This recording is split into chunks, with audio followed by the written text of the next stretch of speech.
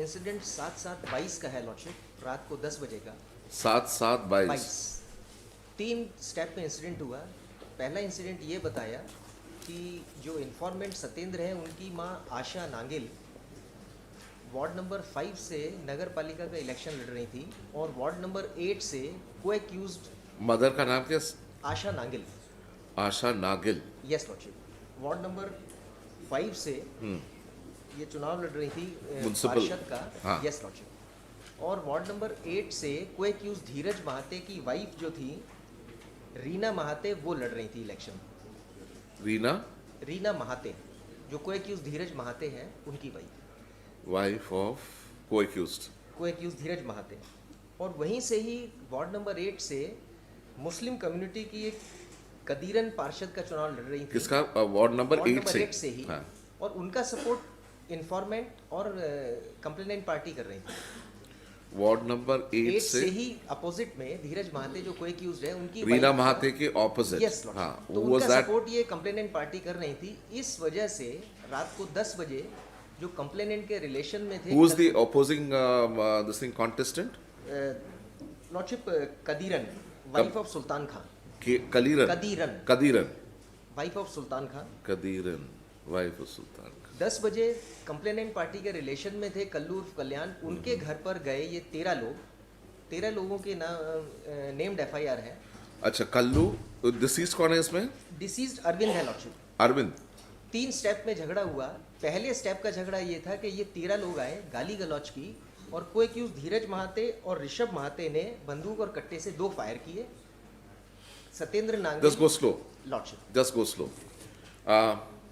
Arvind is deceased. Arvind is deceased. Yes.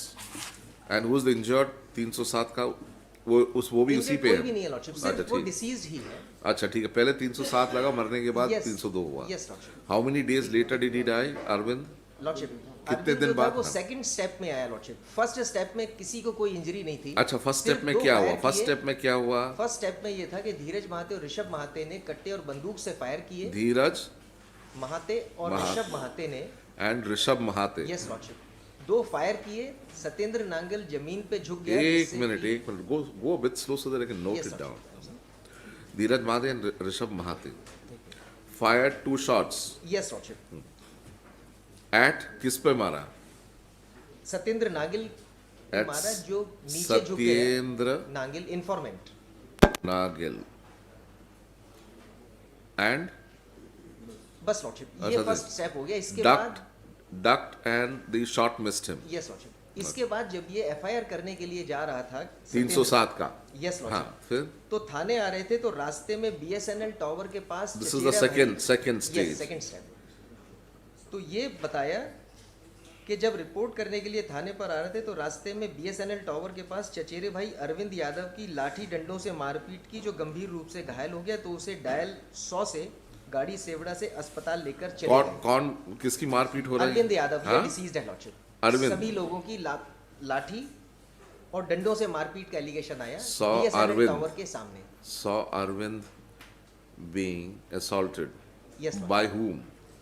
All the persons, By all accused. लाठी डंडों से। और तीसरा स्टेप ये आया कि वो थाने पे पहुंचे, रिपोर्ट करने के लिए पहुंचा, तो थाने पर रिपोर्ट लिखाने के लिए बैठा था। हाँ। तो सभी लोग थाने पर आए तो उन लोगों में से राहुल महाते, पारस तिवारी ने 315 बोर के कट्टों से 3 फायर किए। ये Third. तीसरा इंसिडेंट हुआ lordship. Third incident happened inside the thana. Yes lordship, जैसा ये FIR प्रोजेक्ट करती है। Happened in thana. कौन सा ये थाना? incident हुआ, Lordship. कौन सा थाना? पुलिस थाना सेवड़ा, डिस्ट्रिक्ट दतिया। एक FIR की कॉपी भी मैंने एक पेश मिनट। की है लॉर्डशिप। थाने में क्या हुआ? थाने में 2 गन कट्टों से 3 फायर किए, ऐसा बताया। एक मिनट। 3 shots fired राहुल और पारस ने। from 2 country made firearm. Okay. किस पर मारा? किसी को चोट नहीं लगी लॉर्डशिप। No injuries. फिर अब इस 3 स्टेप का ये इंसिडेंट हुआ। 8/7 को ही FIR दर्ज हुई रात को 10 से 11 बजे का इंसिडेंट था। हाँ 8/7 को रात को 1 बजे ये दर्ज किया गया एफआईआर। और 8/7 को सेकंड स्टेज में Second कौन step में- कौन जा रहा था रिपोर्ट करने के लिए? सत्येंद्र नागिल सत्येंद्र जो नागिल। इंफॉर्मेंट है। तो सिर्फ एक लाइन इतनी ही आई एफआईआर में कि जब मैं वहां गया तो चचेरे भाई अरविंद को लाठी डंडों से इन्हीं लोगों ने मारपीट की। हाँ जब बीएसएनएल टावर के यस, पास। बीएसएनएल टावर के बाहर। और 161 के स्टेटमेंट में सत्येंद्र नागिल ने फिर एक स्पेसिफिक रोल असाइन किया इसी 3 स्टेप में लॉर्डशिप। मैंने चार्जशीट की कॉपी भी पेश की है, पेज नंबर 22 पे है।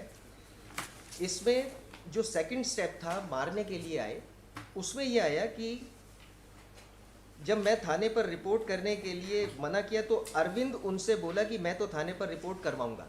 बीएसएनएल टावर के सामने जब चचेरे भाई अरविंद से मिला। अब इसके बाद स्पेसिफिक आया, इसी बात पर से धीरज महाते ने बंदूक के बट से अंकु महाते, शांतु श्रीवास्तव, प्रशांत श्रीवास्तव, विवेक महाते, राजू महाते, राहुल महाते, पारस तिवारी ने लाठी डंडों से एवं Chandrabhan Rohit Sharma, present applicant is Rohit Sharma lordship, Chandrabhan Rohit Sharma, Ritik Mahate, Pappu, Manoj Mahate, Rishabh Mahate, Viru Mahate ने लात घूसों से अरविंद यादव की मारपीट की। तो ये बेयर हैंडेड थे। इनका एलिगेशन आया कि लात घूसों से मारपीट की, और ऊपर के जो 6 या 7 एक्यूज थे उन्होंने लाठी डंडों से मारा। उस वक्त कोई भी फायर आर्म इस्तेमाल करने का कोई एलिगेशन नहीं है। जो सेकंड स्टेप में डिसीज्ड को चोट लगी।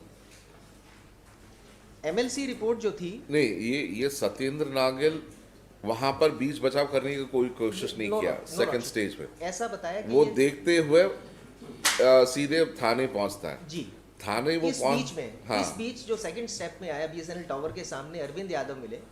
अरविंद यादव जो इसके चचेरे भाई हैं, उनसे बताया तो उन्होंने कहा हम तो रिपोर्ट करने जाएंगे। तब इन सभी लोगों ने मारपीट की लाठी डंडों से, और ये लोगों ने लात घूसों से।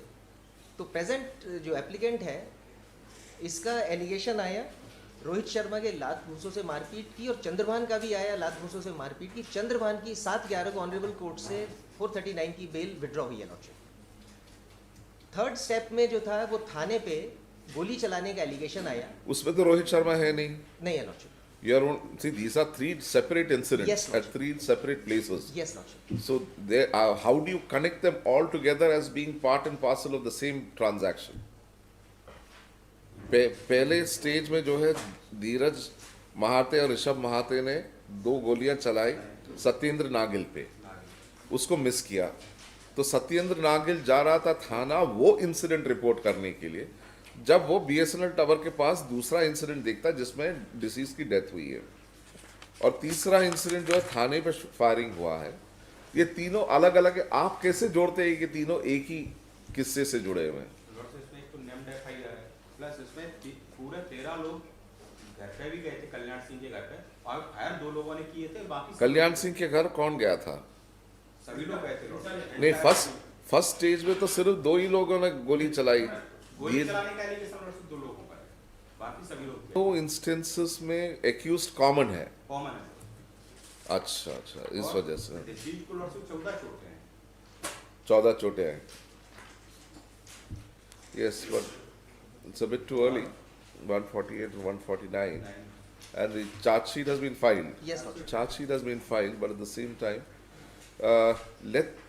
who is Satyendra Nagil? He is the main witness, isn't it? जी। इसका स्टेटमेंट हो जाने दीजिए. We can wait till a statement is over. Looking at the nature of the incident, and the problem with 148, 149 is for constructive liability. It would have been another thing if no role was assigned and he was standing there, he could have Yes, considered it. But that's not the issue. Presence is there. Presence is not. लात घूसों से मारने का भी allegation. Yes, लात घूसों से मारने का allegation हाँ, अरविंद को। बेयर हैंडेड थे। हाँ, और that's ये right. भी आया कि यदि एफआईआर का देखें तो इंटेंशन, यदि कोई भी फायर आर्म है तो उसका कोई एलिगेशन ऐसा नहीं है कि कोई ऐसी गनशॉट इंजरी किसी भी नहीं, वो तो अरविंद जो डिसीज्ड है उसको गनशॉट इंजरी तो है नहीं, नहीं है। तो हार्ड एंड ब्लंट ही है, हार्ड हार्ड एंड ब्लंट ही है, इंजरीज है ना? Cumulative और impact of an injury is so the cumulative effect of Yes. all the, that's a problem.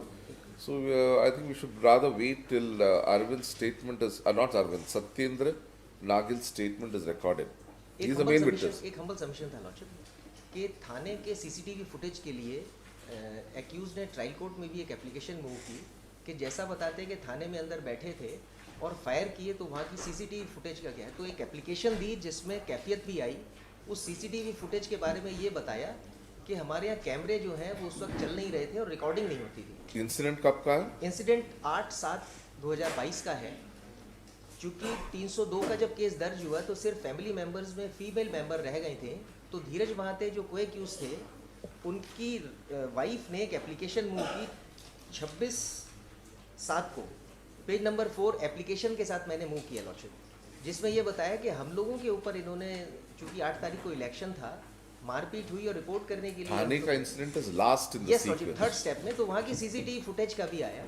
Court में भी एप्लीकेशन दी 91 की कि उन सीसीटीवी फुटेज को प्रिजर्व करके रख लिया जाए, यदि ज़रूरत पड़े तो उसको इस्तेमाल किया जा सकता है। तो वहाँ भी ये रिपोर्ट दी कि उस वक्त की सीसीटीवी फुटेज की रिकॉर्डिंग नहीं हो रही थी, मेंटेनेंस चल रहा था। वो चीज़ भी रिकॉर्ड पर है, ट्रायल कोर्ट की ऑर्डर शीट्स भी पेश की है कि यदि थाने का कोई इंसिडेंट है, Every time a video recording is asked of a thana, and it is always down. Lordship It is always down. ये चीज़ लॉर्डशिप रिकॉर्ड पे भी है। पेज नंबर 8 पे ऑर्डर शीट्स पेश किए मैंने लने ट्रायल कोर्ट की हाँ। कि 91 की एप्लीकेशन मूव की कि सीसीटीवी फुटेज की रिकॉर्डिंग है।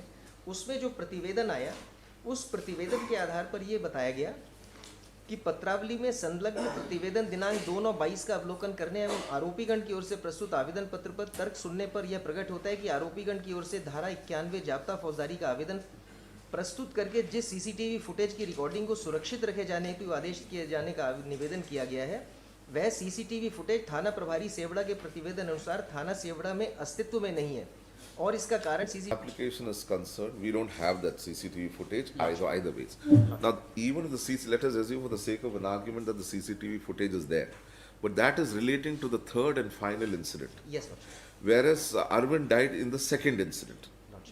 Now, there is after the statement of Satyendra Nagal is recorded, whichever is earlier. Huh? Custody is 6 months. It's not a question, the person has died, so therefore you cannot really, and there's an eyewitness, it's not a case of circumstantial evidence. So, 6 months more would be sufficient enough, or after the statement of Nagil is recorded. And if there's delay of trial, you can put those record of proceedings to show that despite summons, Nagil is not appearing before the trial.